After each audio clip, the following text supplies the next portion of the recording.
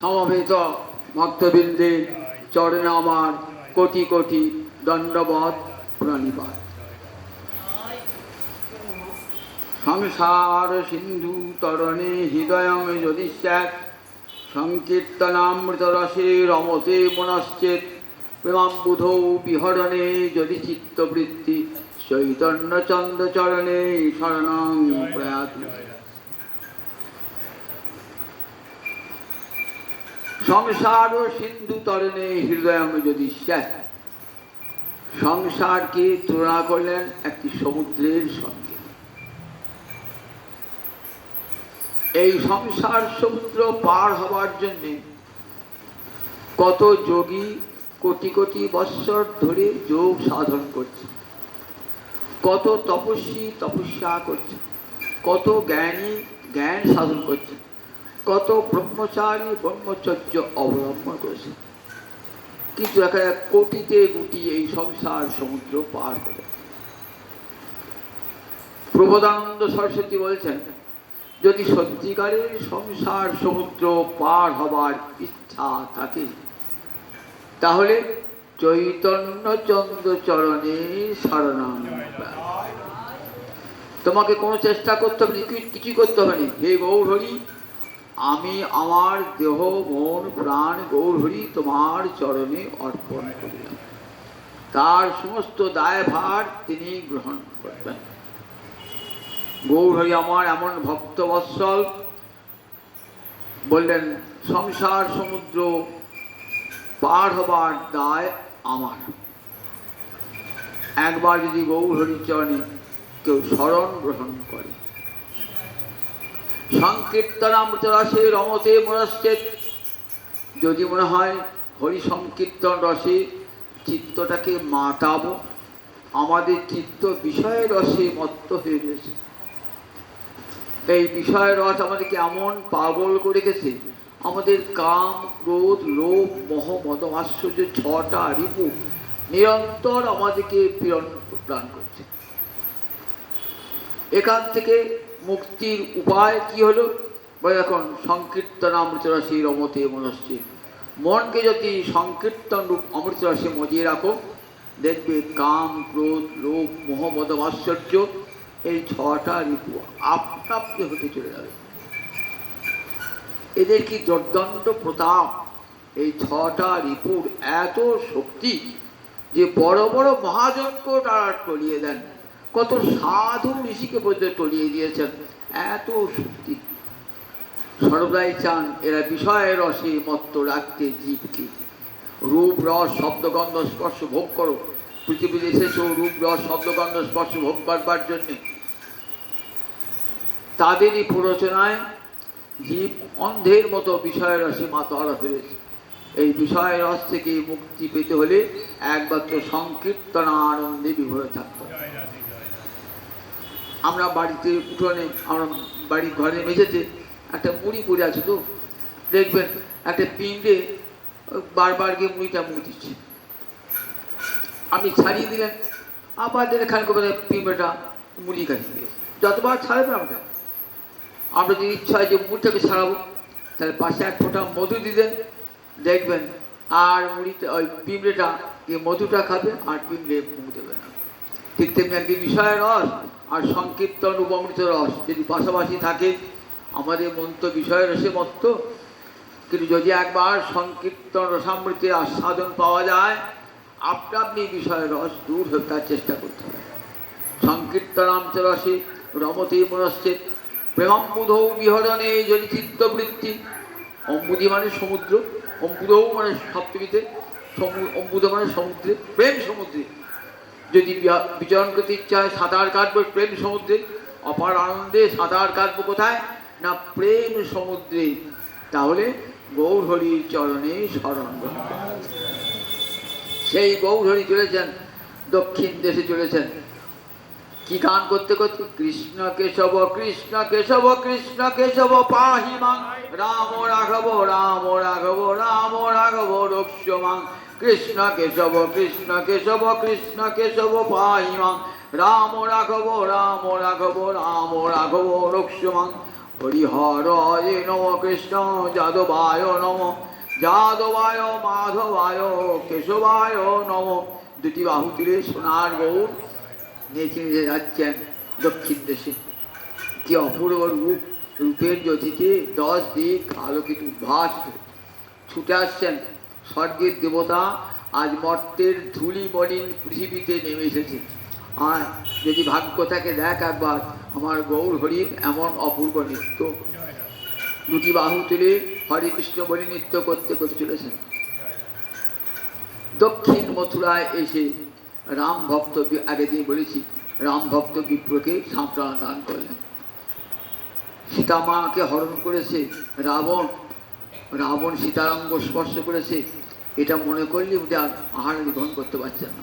বলে না না না, শোনো ভক্ত, সীতারঙ্গ রামচন্দ্র ছাড়া আর কারোর স্পর্শ অধিকার নাই। তাহলে যে সীতাকে চুরি করলো সেই সীতা হলো ছায়া সীতা, অগ্নিদেবী সীতা। বিশ্বাসের কথা মহাপ্রভুদের বিষয় বটে, কিন্তু মনটা খুঁতখুতি রয়ে গেছে যতক্ষণ বইয়ের পাতায় না দেখবে, শাস্ত্রে না দেখবে। সাধুরা তাই চান শাস্ত্রে দেখবো, মুখের কথা বিশ্বাস করবো শাস্ত্রে। তখন কুর্ম পুরাণ থেকে সেই যখন গেলেন মহাপ্রভু কুর্ম, যেখানে সেতুমন্দ রামেশ্বর, সেখানে কুর্ম পুরাণ পাঠ হচ্ছে। সেখানে কুর্ম পুরাণে বলছেন, বক্তা বলছেন যে রাবণ সীতাকে হরণ করতে পারে নাই, রাবণকে বঞ্চনা করেছিল অগ্নিদেব, ছায়া সীতা তাকে হরণ করেছিল। লঙ্কার যুদ্ধের পর অগ্নিদেব এনে সীতাকে রামচন্দ্রের হাতে ফিরিয়ে দিয়েছেন, আর ছায়া সীতাটিকে অগ্নি নিয়ে গেছেন। এসে সেই বইয়ের পাতাটি দেখালেন। মহাপ্রভুর কৃপা করে যদি মূল পুস্তকের গ্রন্থ পাতাখানি আমাকে দেন তাহলে খুব উপকার হয়। এক রাম ভক্ত পূর্বাস রয়েছে, মহাপ্রভু নিজে লিখনিতে ওই শ্লোকটা লিখে দিয়ে ওই বইয়ের মধ্যে পুরে দিলেন, তাহলে বইটা যেমন তেমনি থাকলো। পাতাখানি নিয়ে এসে দেখালেন, তখন রাম ভক্ত বিশ্বাস হয়েছে এবং আনন্দে বলছেন, তুমি তো আমার সেই রামচন্দ্র, তুমি তো আমার সেই রামচন্দ্র ভগবান। এরপর মহাপ্রভু কোথায় গেলেন? গজেন্দ্র মোক্ষণ তীর্থ। গজেন্দ্র মোক্ষণ ভাগবতে শুনেছেন তো? ভাগবতের 8ম স্কন্ধে আছে গজেন্দ্র মোক্ষণ তীর্থ।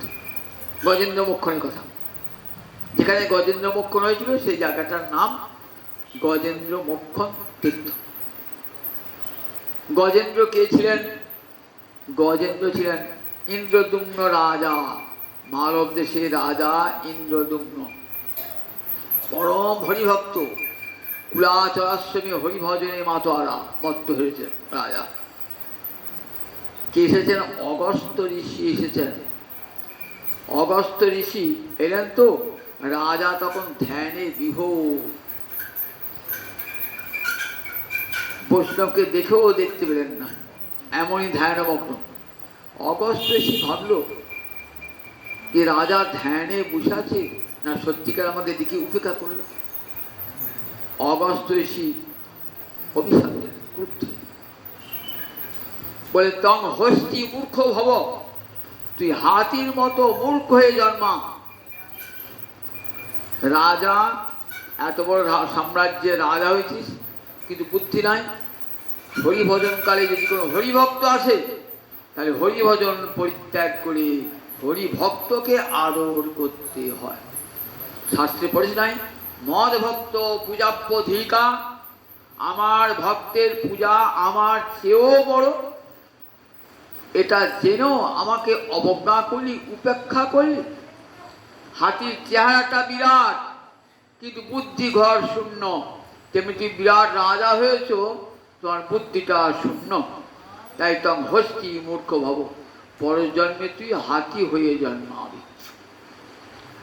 রাজা কিন্তু জানতেই পারলেন না, ঠিক যেমন পরীক্ষিতকে অভিশাপ নিয়ে গেছেন। পরীক্ষিত জানতেই পারেন না যে তার কাছে ঋষি এসেছেন, শ্রমিক ঋষি এসেছেন, জানতেই তো পারেন না। শ্রমিক ঋষি জানতে পরীক্ষিত যখন গেলেন, শ্রমিক ঋষি জানতেই পারলেন যে মহারাজ পরীক্ষিত এসেছেন, কিন্তু পরীক্ষিতের ধারণা হলো শ্রমিক ঋষি জেনেও আমাকে অবজ্ঞা করলেন, মরা সাপ গলায় জুড়িয়ে দিয়েছিল। ঠিক তেমনি দেখুন ঠিক তেমনি রাজা ভাবলেন, অগস্ত্য ভাবলেন যে আমাকে বোধহয় উপেক্ষা করলে। অগস্ত্য তখন ক্রুদ্ধ হয়ে অভিশাপ দিয়ে চলে গেলেন অগস্ত্য ঋষি। পরজন্মে এই ইন্দ্রদ্যুম্ন রাজা ঋষি অভিশাপ তো ফলবেই, ব্যর্থ হবে না, হাতি হয়ে গেলেন। হস্তিশ্রেষ্ঠ গজেন্দ্র, গজবানা হাতি, ইন্দ্রবাণী শ্রেষ্ঠ, হস্তিশ্রেষ্ঠ হয়ে গেলেন। মানে সে অঞ্চলকার রাজা, হাতিদের বনে রাজা যাই গজেন্দ্র। গজেন্দ্র যখন থাকেন, গজেন্দ্রের সঙ্গে অনেক স্ত্রী হস্তি থাকেন, অনেক বাচ্চা শাবক রয়েছেন। এদিকে নিয়ে খেলা করেন গজেন্দ্র। খেলা করতে করতে ত্রিকূট পর্বতের সরোবরে, ত্রিকূট পর্বতে খেলা করতে করতে একটি সরোবরে নেমেছে। সরোবরে কি খেলার শেষে শ্রান্ত হয়ে সরোবরের জলে স্নান করবেন, দেখছে একটা কুমিরে পা ধরিয়ে টানছে। কুমিরে পা ধরে টানছে, শত চেষ্টা করো কুমিরের পাটা, কুমিরের হাত মুখ থেকে পাটা আর ছাড়াতে পারছে না কোনো মতে। কুমিরটাও আসলে কে? কুমিরটা একটা গন্ধর্ব।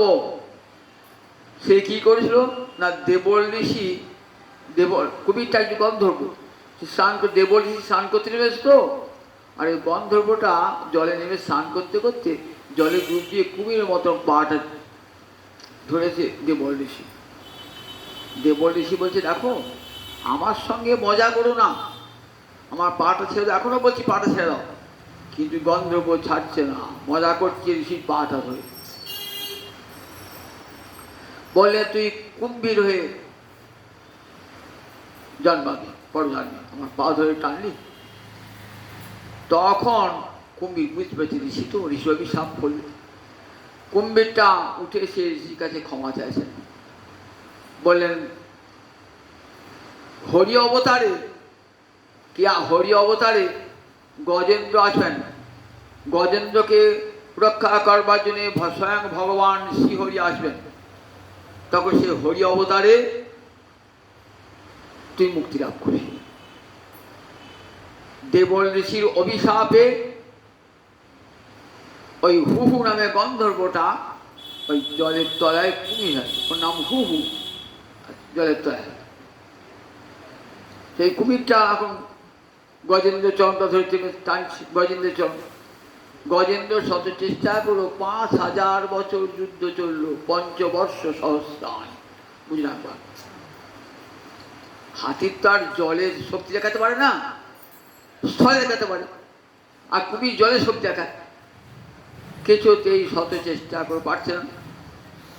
তখন যারা হস্তিনী ছিল তারা এলো, যারা খেলার সাথী ছিল তারা এলো, শাবকেরা এলো, কিছুতেই তাকে মুক্তিদান করতে পারল না গজেন্দ্রকে। তখন একে একে সবাই কেটে বললেন, দেখো গজেন্দ্র তো মৃত্যু হবে, আমরা এখন মরি। দেখাচ্ছেন শ্রীমদ্ ভাগবত, দেখো দেখো তো যথার্থ আত্মীয় স্বজন বন্ধু কাকে বলে, দেখো বিপদকালে এরা ফিরে চলে যায়। ইন্দ্রদ্যুম্ন রাজা দেখালেন যে আগে ভক্তি আরাধনা করতে হয়, যদি বৈষ্ণব অপরাধ ঘটে যায় তাহলে ভজন চ্যুত হয়ে যায় সে। আবার এখানে দেখাচ্ছেন, দেখো গজেন্দ্র কিছুটি আর মুক্তি আর করতে পারেন না, তার সব আত্মীয় স্বজন সব চলে গেল। তখন গজেন্দ্র ভাবছেন যে আমাকে কে রক্ষা করতে হবে বিপদে, এই বিপদে একমাত্র গোবিন্দ ছাড়া আর আমাকে কেউ রক্ষা করতে পারবেন না। তখন গজেন্দ্র কি করছেন, ভগবান শ্রীহরিকে ডাকছেন অত্যন্ত আকুতির সঙ্গে। গীতায় ভগবান বলছেন আমার 4 রকমের ভক্ত আছে। একরকম ভক্ত হলো আর্ত জিজ্ঞাসু অর্থার্থী জ্ঞানী চ ভরতোৎসব। চতুর্বিধা ভজন্তে মাং জনা সুকৃতিন অর্জুন। অর্জুন 4 রকমের লোক আছে আমাকে ভজে। আমাকে ভজাটা সোজা নয়, সুকৃতি থাকতে হবে, অর্থাৎ পূর্বজন্মের ভক্তি সংস্কার থাকতে হবে। সুকৃতি মানে দান ধ্যান পূর্ণ করলে হবে না, হরিভক্তি হয় না, স্বর্গলোকে যায়। সুকৃতি মানে পূর্ব পূর্ব জন্মের সংস্কার, সেটাই ভক্তি রূপে নেমে আসে। তাই 4 প্রকার বললেন, চতুর্বিধা ভজন্তে মাং জনা সুকৃতিন অর্জুন, আত্ম জিজ্ঞাসু অর্থার্থী জ্ঞানী চ ভরতর্ষভ। হে ভরত বংশের শ্রেষ্ঠ পুরুষ, ভরতর্ষভ মানে ভরতযুক্ত ঋষভ, ঋষভ মানে শ্রেষ্ঠ পুরুষ। হে ভরত বংশের শ্রেষ্ঠ পুরুষ, অর্জুনকে বলছেন। দেখো 4 প্রকার লোক যাদের সুকৃতি আছে, পূর্বজন্মের ভক্তি সংস্কার আছে, তারাই আমাকে ভজে। প্রথমে বলেন আর্ত। আর্ত মানে বিপদে পড়ে ভগবানকে ডাকছে, তাকে বলে আর্ত। আরতিতে ডাকছে করুন সরি। আরতিতে যদি আজও আপনি গোবিন্দকে ডাকেন এবং আপনার আরতিটা যদি আন্তরিক হয় যে সত্যি আমার গোবিন্দ ছাড়া আর কেউ নাই, তাহলে কিন্তু ভগবান আজও ছুটে আসবে। যদি হৃদয়ে দ্বন্দ্ব থাকে যে না আমার স্ত্রী আছে, পুত্র আছে, বাঁচাবে, একদিকে গোবিন্দকে ডাকছেন আর স্ত্রী পুত্রকে ডাকছেন, গোবিন্দ আসবে না। দ্রৌপদী কোনো বস্ত্রহরণ করছে,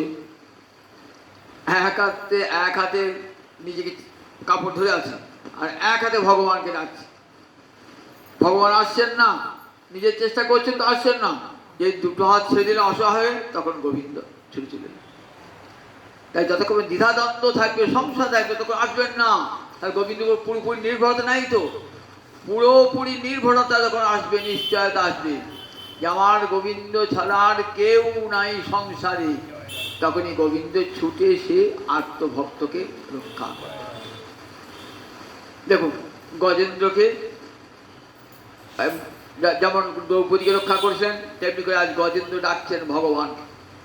এইটা শুনতে শুনতে মহারাজ পরীক্ষিতের অন্তরে একটা প্রশ্ন দেখা দিল, যে হাতির কেমন করে ভক্তির সংস্কার হলো? হাতি হৃদয়ে কৃষ্ণ ভক্তি হলো, যে কৃষ্ণ ভক্তি লাভের জন্যে কত মুনি ঋষি দেবতা হাজার হাজার বৎসর ধরে সাধন করছেন, হরিভক্তি সহসা হয় না। আর সেই হরিভক্তি হাতির মধ্যে হলে কি করে? এই পুরোটা রেখে দিয়েছে। সুখদেব বুঝতে পেরেছেন। সে বলছে, মহারাজ পরীক্ষিত, তুমি তো নিজে ভক্ত, তুমি তো জানো কেমন করে ভগবানের করুণা তুমি মায়ের পেটে পেয়েছ। অন্য জনা অবাক হতে পারে, তোমার তো হওয়া উচিত নয়। তুমি তো মায়ের পেটেই ভগবানের কৃপা লাভ করেছ। তোমার মা একদিন আর্ত হয়ে গোবিন্দ চরণে শরণাগত হয়েছিল। যখন অশ্বত্থামার ব্রহ্মাস্ত্র ছুটে আসছে, পাণ্ডব বংশকে শেষ করে দেব, শেষ আছে কে না মহারাজ পরীক্ষিত আছে। উত্তরার গর্ভে তাকে শেষ করলেই পাণ্ডব বংশ শেষ হয়ে যাবে, শত্রুর শেষ ডাকতে নাই। তখন উত্তরা কাঁদছেন, দেখলেন আমার স্বামী নাই, আমার কেউ আমাকে বাঁচাতে আসছে না। তখন ডাকছেন, পাহি পাহি মহাযোগী, হে মহাযোগীশ্বর জগৎপতি গোবিন্দ, আমাকে রক্ষা করো। মামে নিপত্যতাং, মামে গর্ভ নিপাত্যতাং, আমার গর্ভস্থ সন্তানের যেন বিনাশ না হয়। আমার মৃত্যু হয় হোক, ক্ষতি নাই, কিন্তু আমার গর্ভস্থ সন্তানের যেন মৃত্যু না হয়। কেন নিজের গর্ভস্থ সন্তানকে বাঁচাতে চাইলেন? উত্তরার অন্তরের বাঞ্ছা যে আমি তো গোবিন্দ সেবা করতে পেলাম না, কারণ গোবিন্দ আমার শ্বশুরের সখা, অর্জুনের সখা। এই সাক্ষাৎভাবে কুলবধূ লজ্জায় সেবা করতে পারি নাই। তাই আমি শাস্ত্রে বলেছে, নিজে সেবা করতে না পারলে পুত্র দ্বারে সেবা করো, একই বাঞ্ছা পূর্ণ। কারণ নিজের আত্মাই পুত্র হয়ে জন্মায়, আত্মা বই জায়তি পুত্র। তাই পুত্র দ্বারে তোমার সেবা করো। তাই আমার মামের গর্ভ নিপাত্যতা, আমার গর্ভস্থ সন্তান রক্ষা হোক। আমি তো বিধবা অভাগী। যখন মহারাজ পরীক্ষিত উত্তরার পেটে, তখনই তো অভিমন্যুর মৃত্যু হয়ে গেছে। সপ্তরথী, মহাভারতের যুদ্ধে সপ্তরথী খেয়ে মেরে দিয়েছে। সেই গর্ভস্থ সন্তানকে নিয়ে রয়েছে। ভগবান তখন গর্ভে প্রবেশ করে সুদর্শন চক্র দিয়ে সেই অশ্বত্থামার ব্রহ্মাস্ত্রকে নিবারিত করে মহারাজ পরীক্ষিতকে রক্ষা করছে। বলেন, দেখো তোমার মা যিনি আর্থ হয়ে রেখেছিলেন, দেখো তোমার মায়ের ভক্তি সংস্কার নিয়ে জন্মেছিলেন, আবার তুমিও জন্মেছো সেই ভক্তি সংস্কার নিয়ে, তাই এসেছো হরিদ্বারে ব্রহ্মকুণ্ডের তীরে। তাই গোবিন্দের কৃপায় অবিশ্বাস কেন? দেখো ভক্তির সংস্কার হাতি হলেও থাকতে পারে, কারণ হাতি হয়তো পূর্বজন্মে কে ছিল, পরম ভক্ত ছিল, অভিশাপের ফলে হাতি হয়েছে, কিন্তু তাই বলে তার অন্তরে কৃষ্ণ ভক্তি যায় না। কৃষ্ণ ভক্তি অভিশাপেও নষ্ট হয় না। ভালো করে শুনে রাখুন, কৃষ্ণ ভক্তি যদি কেউ অপরাধ ঘটে যায়, যদি কেউ অভিশাপও দেয়, তথাপি কৃষ্ণ ভক্তি কখনো বিনাশ হয় না, বিনাশ হয় না। হরিভক্তি এবং অবিনাশা তো বিনাশ হয় না। আমরা ভাগবতী চতুর্থ স্কন্ধ দেখেছি, বৃত্রাসুরের কাহিনী আছে। বৃত্রাসুর তো অসুর, আগে ছিল রাজা চিত্রকেতু। দেবী দুর্গার অভিশাপে ও বৃত্রাসুর হলো। চিত্রকেতু রাজা কি মন্ত্র পেয়েছে? সংকর্ষণ মন্ত্র পেয়েছিলেন, অনন্তদেবের মন্ত্র পেয়েছেন। সেই মন্ত্রের এমন শক্তি, রথে করে সর্বত্র চলে বেড়াতেন, চলে চলে ঊর্ধ্বলোকে। দেখছেন কৈলাসে মহাদেব দেবী দুর্গাকে কোলে নিয়ে মুনিদের সভায় উপদেশ দান করছে। উপরে দেখলেন, দেব বললেন, তুমি নিজে বৈরাগী হয়ে নিজের স্ত্রীকে, সহধর্মিণীকে কোলে নিয়ে মুনিগণে বৈরাগীদের সভায় উপদেশ দান করছো। মহাদেব শুনে আসেন, তিনি জানতেন, তিনি ভক্ত, তিনি জানতেন, কিন্তু দেবীর ক্রুদ্ধ হয়ে গেলেন। বললেন, এত স্পর্ধা যে মহাদেবের দোষ গুণ বিচার করবার শক্তি তোমার হাতে? আমি তোমাকে অভিশাপ দিলাম, তুমি অসুর জনিতে জন্ম গ্রহণ করো। রথ থেকে নেমেলেন, নেমে বললেন, দেবী আমার কথার জন্য যদি দুঃখ পেয়ে থাকো সেজন্য ক্ষমা প্রার্থী, কিন্তু আমাকে যে অভিশাপ দিলে তার জন্য আমার বিন্দু মাত্র দুঃখ নাই। তুমি যেটা আমার ভক্তিকে নিতে দুঃখ, আমি ছিলাম রাজা, হব অসুর, হরিম বা অসুর। অসুরও ভগবানের সৃষ্টি, সুরও ভগবানের সৃষ্টি। হৃদয়ে কৃষ্ণ ভক্তি থাকে, কৃষ্ণ ভক্তি যদি কে নিতে, তাহলে তাহলে দেবী আমি সত্যি আমি বড় ভীষণ হতাম। তাই দেখো কৃষ্ণ ভক্তি কাটতে পারেন, সেই বৃত্রাসুর হয়ে জন্মালেন তো দেবী দুর্গা অভিশাপে। বলে আমাদের কাছে স্বর্গ, নরক, মুক্তি তিনই সমান, তিনই সমান। স্বর্গ, নরক, মুক্তি। মহাদেব জানো, যারা নারায়ণ পড়া ন কুতশ্চন বিভ্রতি, যারা গোবিন্দ ভক্ত তারা কোথা থেকেও ভয় পায় না। তারা স্বর্গ, নরক, মুক্তি তিনটে কি একই রূপে দর্শন করে, তুল্যার্থদর্শী ন। কেন? স্বর্গ নরকে পার্থক্য নয়? বললে হ্যাঁ, স্বর্গ নরকে পার্থক্য কাদের কাছে? ভোগী ব্যক্তি যারা, তাদের কাছে স্বর্গ নরকে পার্থক্য আছে। কৃষ্ণ ভক্ত বিচার করেন কোথায় গেলে কৃষ্ণ ভক্তি লাভ হবে, কৃষ্ণ সেবা পাব। স্বর্গে কৃষ্ণ ভক্তি নাই, তাই স্বর্গ চান না। নরকেও কৃষ্ণ ভক্তি নাই, তাই নরক যাওয়া, স্বর্গ তাই। আবার মুক্তিতেও কৃষ্ণ সেবা নাই, তাই মুক্তির সমান। তাই স্বর্গ, নরক, মুক্তি তাদের কাছে সমান। দেখলে?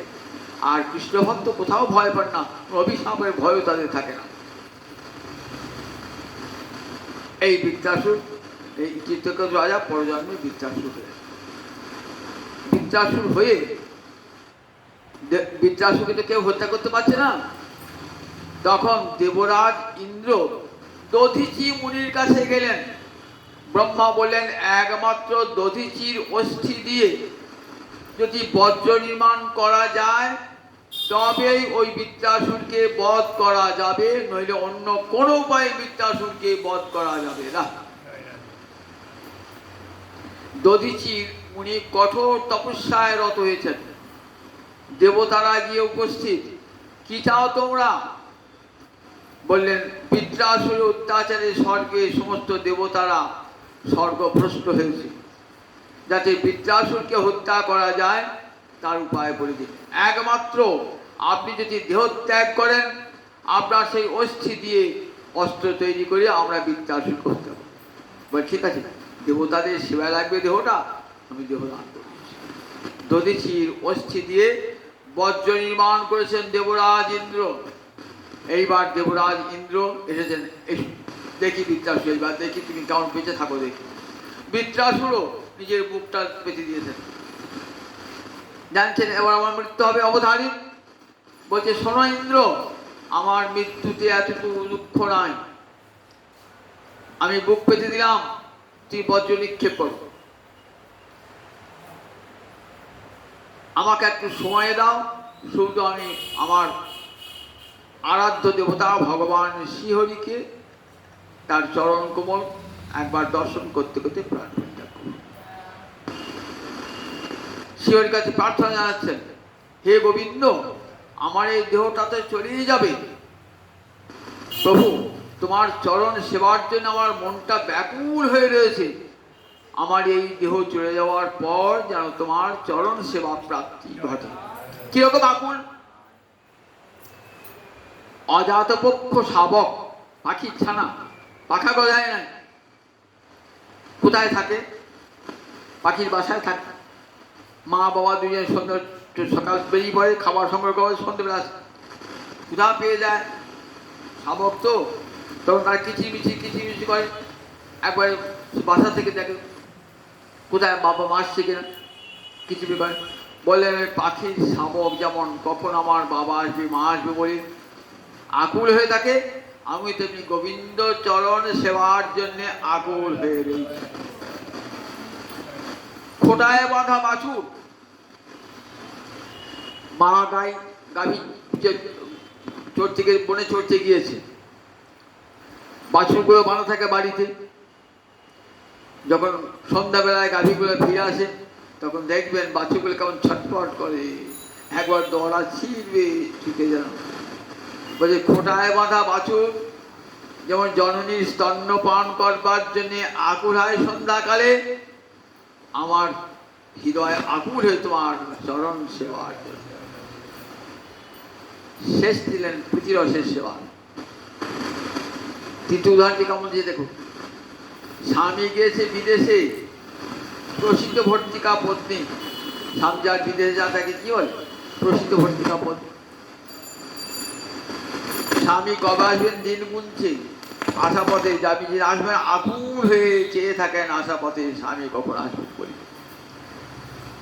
ঠিক সেই রকম, হে গোবিন্দ, তুমি জগৎ স্বামী, তোমাকে প্রেম ভরে সেবা করবার জন্য আমার চিত্ত আকুল হয়ে রয়েছে। মহারাজ পরীক্ষিত শুনে অবাক যে অসুরের হৃদয়ে কৃষ্ণ ভক্তি কি করে হলো। তখন বলছেন মহারাজ পরীক্ষিত, প্রাগ জন্মনি অনুশিক্ষিতম, পূর্বজন্মের যে ভক্তি শিক্ষা গুরুর কাছে পাওয়া বিদ্যা, সেটা নষ্ট হয় না, সেটা নষ্ট থেকেই যায়। এ জগতে যত বিদ্যা আহরণ করেছেন না, সব নষ্ট হয়ে ভুলে যাবেন। একটু বয়স হলেই বিদ্যা ভুলে যান, দেখেন না, একটু বয়স হলেই যা লেখাপড়া শিখেছি, স্কুল কলেজে পড়েছে, সে করে আস্তে আস্তে স্মৃতিশক্তি নষ্ট হয়ে যায়। কিন্তু ভক্তিবিদ্যা এমনই, এই জন্ম তো থেকেই গেল, আবার জন্ম জন্মান্তর থেকে যায়, কখনো বিনষ্ট হয় না। তাই গজেন্দ্রের কেমন করে হলো? তা বললেন, প্রাক জন্মনি অনুশিক্ষিত, পূর্বজন্মের শিক্ষা মহারাজ, পূর্বজন্মের শিক্ষা, এটা কখনো বিনষ্ট হয় না। গজেন্দ্র আকুল স্বরে ডাকছেন, হে প্রভু, আমি যে চলেই যাব প্রভু, একবার তুমি কৃপা করে এসো আমার কাছে। ডাকছেন, একবার তোমার চরণ দর্শন করতে করতে প্রাণ পরিত্যাগ করব। মনে মনে ভাবছেন, যদি গোবিন্দ আসে তাহলে গোবিন্দকে কি দিয়ে সেবা করব। তখন সরোবরে অনেক পদ্ম ফুল ফুটেছে, সে একটি পদ্ম ফুল সুরে করে নিয়ে ধরে আছেন, কতক্ষণে আসবে। ভগবান আসছেন, ছুটতে ছুটতে আসছেন ভগবান গরুরের পিঠে চড়ে। গরুর তাড়াতাড়ি চলো, আর কত তাড়াতাড়ি যাবো, চলো আমার ভক্তের প্রাণ যায় যায় যে, চলো। মনে করুন কোন ছেলে ডাকছে, বাবা আমি মরে গেলাম, বাবা মামাকে বাঁচাও বাঁচাও, তখন বাবা কেমন ছুটে বলুন দেখি, মরি কি মরি করে ছুটে, তো তেমনি করে ছুটছেন গোবিন্দ। কেমন ভক্তবৎসল লিখেছেন তো, ভক্তকে রক্ষা করবার জন্যে কেমন উদগ্র ব্যাকুলতা। চলো গরু, তাড়াতাড়ি চলো, তাড়াতাড়ি চলো। আর দেখা পেলাম না গোবিন্দের, আর দেখা পেলাম না, এই আমার শেষ নিঃশ্বাস পড়লো, সে ভাবছে। করতে করতে দেখেছেন চলে এলেন ভগবান শ্রীহরি। ভগবান শ্রীহরি এসে কি করলেন, সুদর্শন টেনে তুললেন গজেন্দ্রকে। গজেন্দ্রকে টেনে তুলে সুদর্শন চক্র দিয়ে কুমিরের মুখটা কেটে দিলেন। কুমিরটারও মুক্তি হলো, গজেন্দ্রের মুক্তি লাভ হয়ে গেল। গজেন্দ্র মুক্তি লাভ হয়ে গেল, দেখেছেন তো। অসুরের ঋষির অভিশাপ ছিল, হরি অবতারে, হরি অবতার হলেন একটি মন্বন্তর অবতার। 6 রকমের অবতার আছে, ভালো করে শুনে রাখুন, 6 রকমের অবতার। প্রথম অবতারের নাম পুরুষ অবতার, দ্বিতীয় অবতার বলা হয় গুণাবতার। ব্রহ্মা বিষ্ণু মহেশ্বর এরা গুণাবতার, এক একটা গুণের অধিপতি। ব্রহ্মা রজগুণের, বিষ্ণু সত্যগুণের, মহাদেব তমগুণের, এদিকে বলা হয় গুণাবতার। সৃষ্টির জন্য 3 জন পুরুষ অবতার আছেন, কারণ সমুদ্র সাই, পয়ব্দী গর্ভদক সাই এবং ক্ষীর সমুদ্র সাই, 3 জন পুরুষ অবতার। এরা সৃষ্টির লীলা করে। লীলাবতার মৎস্য, কুর্ম, বরাহ এরা সব লীলা করবে, একাটি বিশেষ বিশেষ লীলা করবার জন্য এরা আবির্ভূত করে লীলা অবতার। তাহলে পুরুষ অবতার, গুণাবতার, লীলাবতার। মন্বন্তর অবতার 14 মন্বন্তের ব্রহ্মার একদিন, এমনি করে ব্রহ্মা 100 বছর বেঁচে থাকে। তাহলে কতবার ব্রহ্মা আসছে বলুন দিকে, একবার, ততবার ভগবান আবির্ভূত হন। এই মন্বন্তরের সীমা সংখ্যা নাই, কোনও বলা যায় না। এই একটি মন্বন্তরে এই হরি অবতার, হরি অবতার। ভক্তাবেশ অবতার।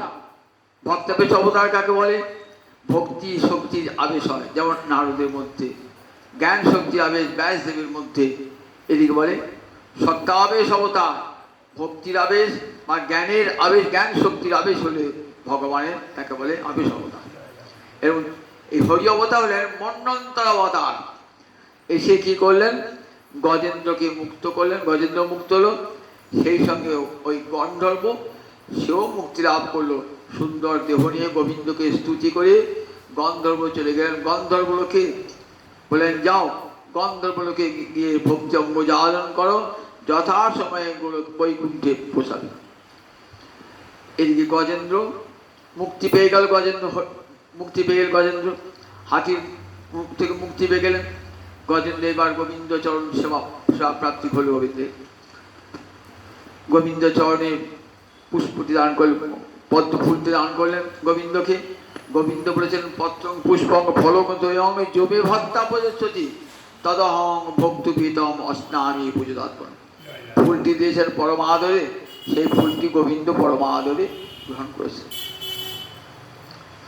গজেন্দ্র মোক্ষণ লীলাটি যেখানে হয়েছিল, সেই গজেন্দ্র মোক্ষণ তীর্থে মহাপ্রভু গিয়ে সেইখানে গজেন্দ্রকে স্মরণ করছেন। পরম ভক্ত গজেন্দ্র, তাকে কৃপা করবার জন্যে ভগবান শ্রীহরি এসেছিলেন। জগৎ দেখো কেমন ভক্তবৎসল গোবিন্দ, এমন ভক্তবৎসল গোবিন্দকে ছেড়ে লোকে অন্য কাউকে ভজে। ভক্তের জন্য কত কাতরতা।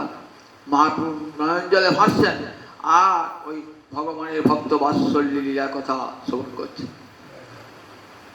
এইবার এলেন কোথায়, ওখান থেকে এলেন বিন্ধ্য পর্বত, এর নাম মলয় পর্বত।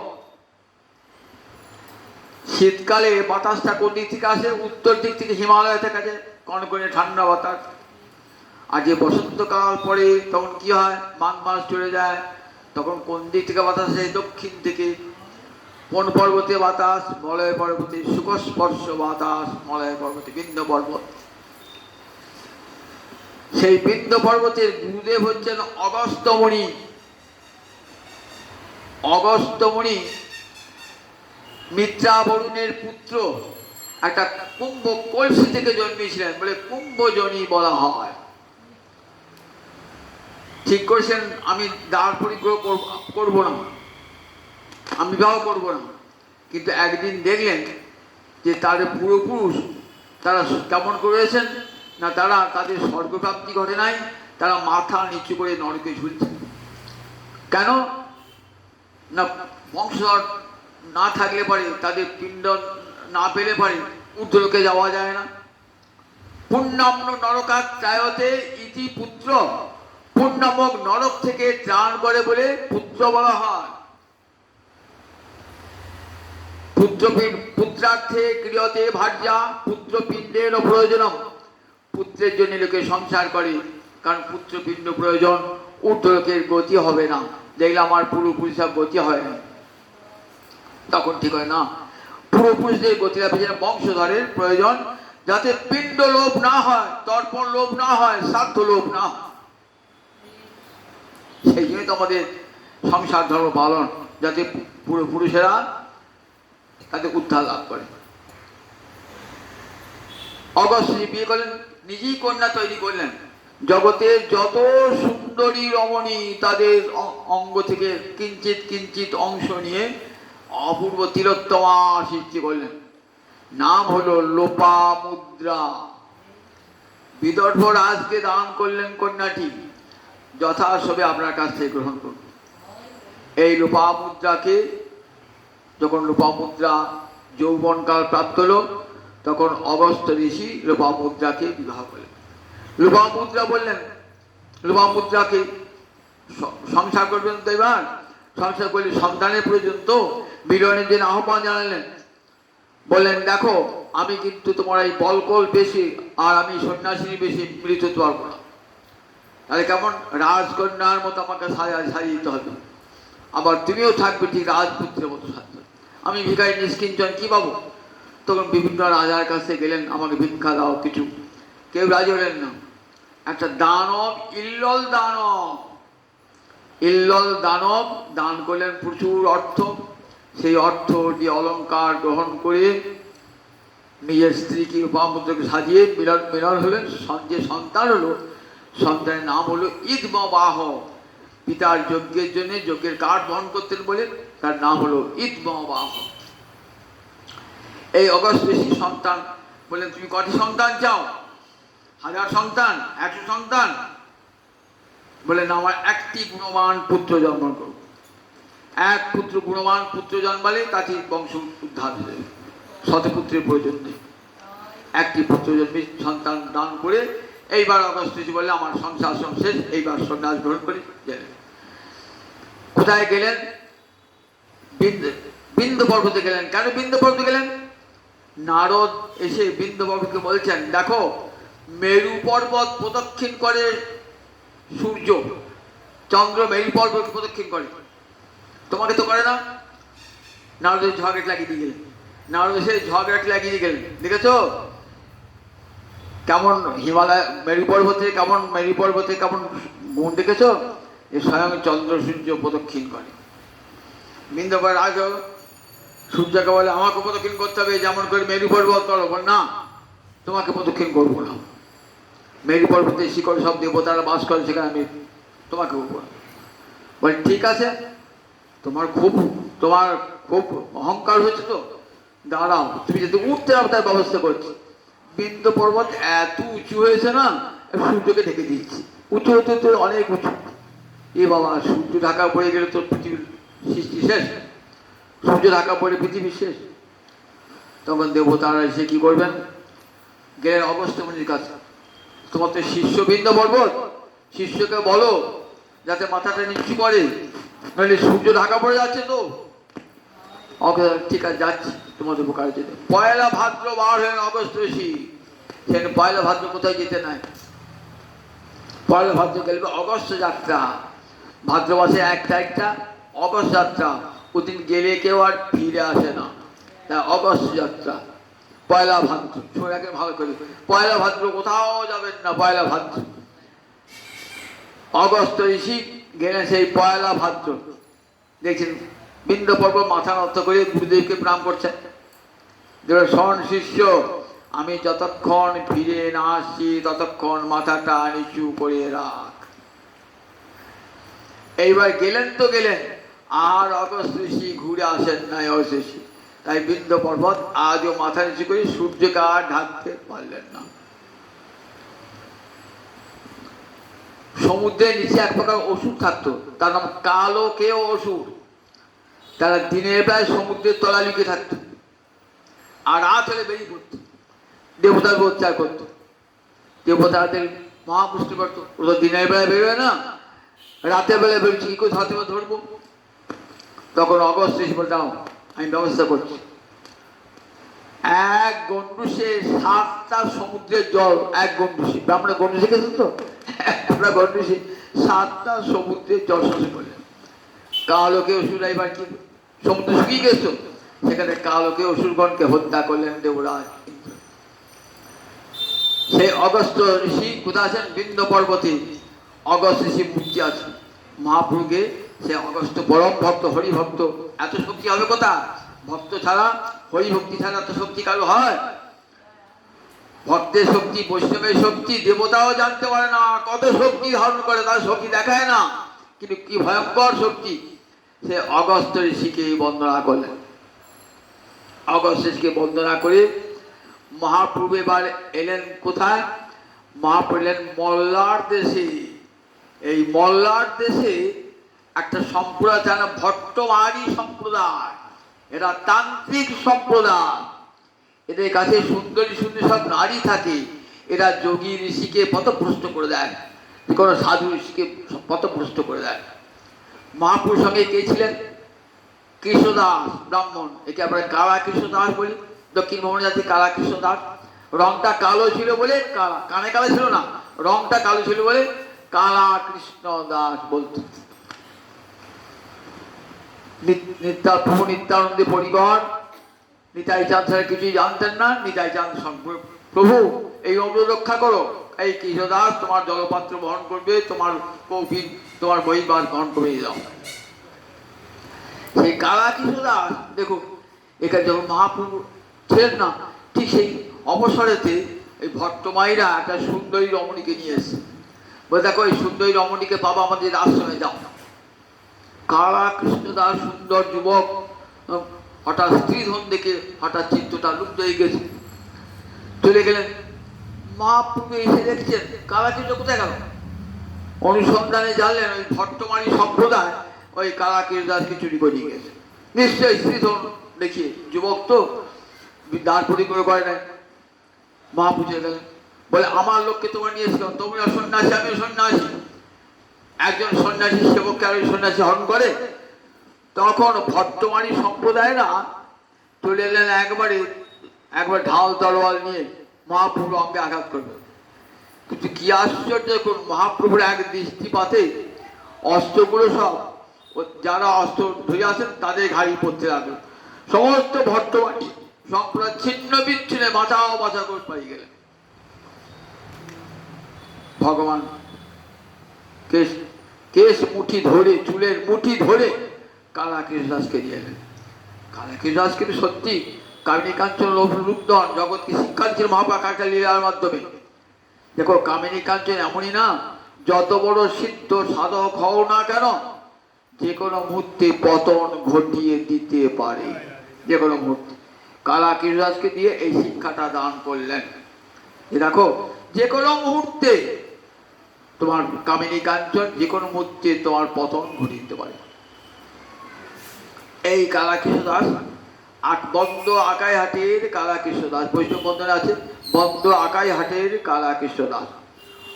যারা দেখেন না দেখে আসবেন তীর্থটা, আকায় একটা কাছে পরম তীর্থ হয়েছে কালা কৃষ্ণদাস। কিন্তু এনে যায় মহাপ্রভু যখন দক্ষিণ দেশে ফিরেল না, তখন এসে নিতাই চায় না, তোমার বৃত্ত তোমাকে ফেরত দিলাম, আমার আর কোনো দায় নেই। নিতাই চান তখন পাঠালেন, যাও আইমাকে সংবাদ দিয়ে এসো, অর্থাৎ সচিমাকে সংবাদ দিয়ে এসো, মহাপ্রভু দক্ষিণ দেশ এসে সে এলেন, এসে কোথায় বসতি স্থাপন করলেন, আকাইহাটি বসতি স্থাপন করলেন।